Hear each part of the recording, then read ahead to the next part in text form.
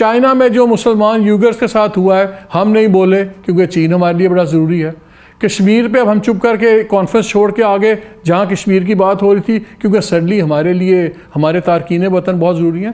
पहले हमें as a मुल्क फ़ैसला कर लें कि हमारी फ़ाइनेंशियल औकात क्या है, हमारी इखलाकी औकात क्या है, उसके बाद हम एक पॉलिसी बना लें ताकि शर्मिंदगियाँ ना हों।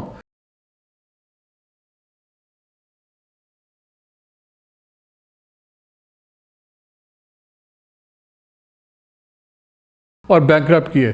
इसी कश्मीर को हम रो रहे हैं। इसी कश्मीर को लॉकडाउन के बाद मोदी साहब को यूएई में भी हाईएस्ट सिविलियन अवार्ड मिले, उनको बहरीन में भी मिले, सऊदी अरेबिया ने एग्रीमेंट भी साइन किया रिलायंस इंडस्ट्री के साथ $15 बिलियन का। ओआईसी ने आज तक फ़लस्तीन और कश्मीर के लिए क्या किया? कुछ नहीं किया। बात हमारी मजबूरी ये है, हमारा कोई 9-10 बिलियन डॉलर उन लोगों से आता है ज़र मुबादला जो सऊदी अरेबिया में और यूएई में काम कर रहे हैं। ये है हमारी असल औकात और हैसियत। दूसरा, ये जो 3 बिलियन उन्होंने दिया हुआ है, ये सऊदी हमेशा पैसे देते हैं किसी खाते में लेकिन वापस नहीं मांगते, तो ये मेरा नहीं ख्याल ये कोई इशू है पाकिस्तान के लिए। सऊदीज़ ये भी हमें छोड़ देंगे। उन्होंने एक वादा लगाया हुआ है इन्वेस्टमेंट का, लेकिन इंडिया में इन्वेस्टमेंट कर दी, यहाँ पे वादा है। हकीकत ये है कि OIC has been a failed forum. ये सेकंड दुनिया का सबसे बड़ा फोरम है आफ्टर यूएन। इस यूएन में शायद 192-193 मेंबर्स हैं, यहाँ 57-58 हैं। लेकिन मुझे बता दें किस मुसलमानों के इशू पे, फ़लस्तीन, कश्मीर, कहीं भी, this is just a Saudi platform.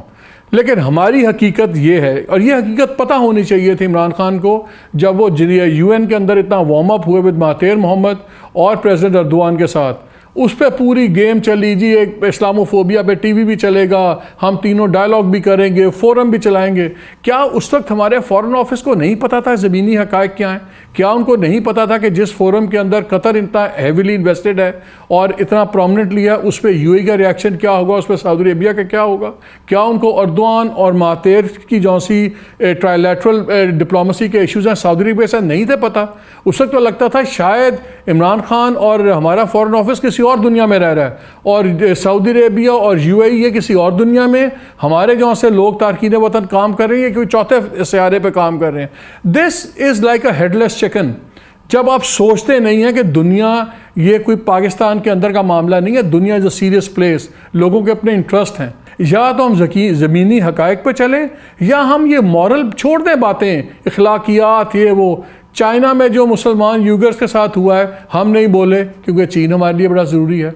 Kashmir पे अब हम चुप करके कॉन्फ्रेंस छोड़ के आगे जहाँ कश्मीर की बात हो रही थी क्योंकि सडनली हमारे लिए हमारे तारकीन वतन बहुत ज़रूरी हैं। पहले हमें एज अ मुल्क फ़ैसला कर लें कि हमारी फ़ाइनेंशियल औकात क्या है, हमारी इखलाकी औकात क्या है, उसके बाद हम एक पॉलिसी बना लें ताकि शर्मिंदगियाँ ना हों। लेकिन वहाँ इस तरफ तवज्जो नहीं दी गई। ये गलती तो हुई है, लेकिन इसका मतलब ये नहीं है कि हम अपने मुंह पर तमाचे मारना शुरू कर दें, अपनी हैसियत जो है उसको भूल जाएं, या अपने आप को समझें कि हम तो दुनिया की बस बहुत ही कमज़ोर सी हकीर सी मखलूक बनकर रह गए हैं। ऐसा नहीं है। पाकिस्तान जो है एक बड़ी जिंदा हकीकत है और पाकिस्तान का एक बड़ा बुनियादी किरदार है। हाँ, अदम तवाज़ुन थोड़ा सा कायम हुआ है तो उसको ठीक करना चाहिए।